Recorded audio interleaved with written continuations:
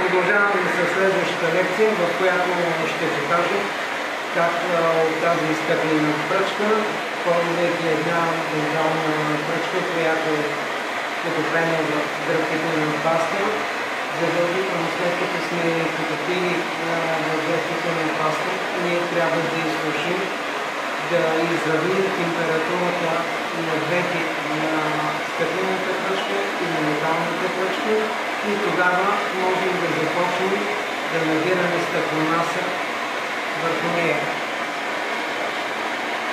Нагряваме, докато се размекне цяло стъкломасата, поставяме стъклената пръчка перпендикулярно под пламъка, стъклената пръчка хоризонтално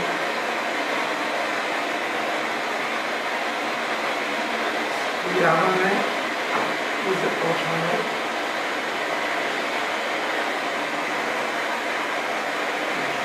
трябва да размекнем.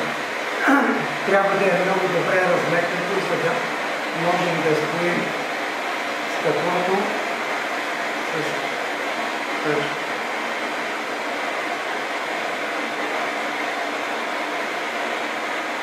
Размеквайки,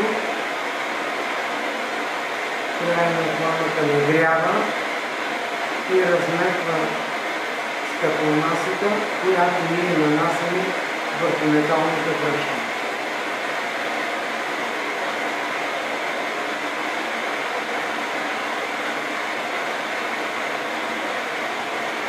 Нагряваме стъклената пръчка, докато получим желаната от нас набрана стъкломаса. В момента, в който решим, че не е достатъчно, прекъсване и започваме с въртане до оформяне върху на едно малко стъклено ниско.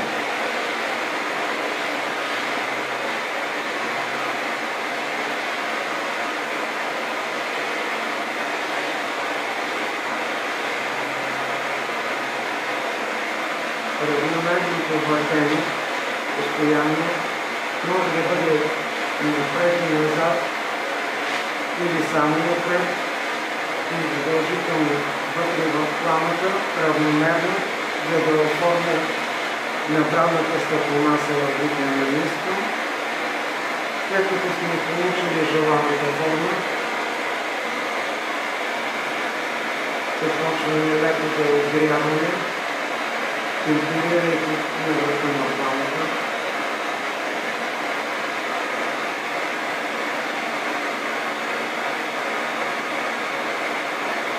В момента, в който започва да изтива, ние оставяме в темпериращата гранула и след като половин час ще имаме едно готово изделие, което, за да отделим от тази стъклена пръчка, необходими са едни стабилни клещи.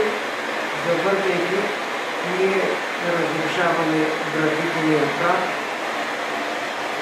и бавно и постепенно можем да започнем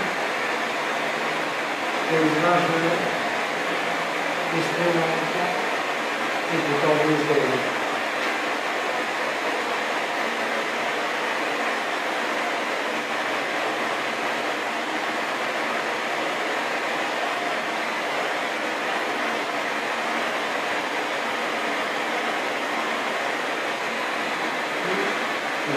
Получили сме едно стъклено намисто, което има малък отвор, който след това задължително трябва да изчистим с една малка кръгообразивна пиличка от полекналия по него графитен прах и можем да я ползваме като малък елемент за движение.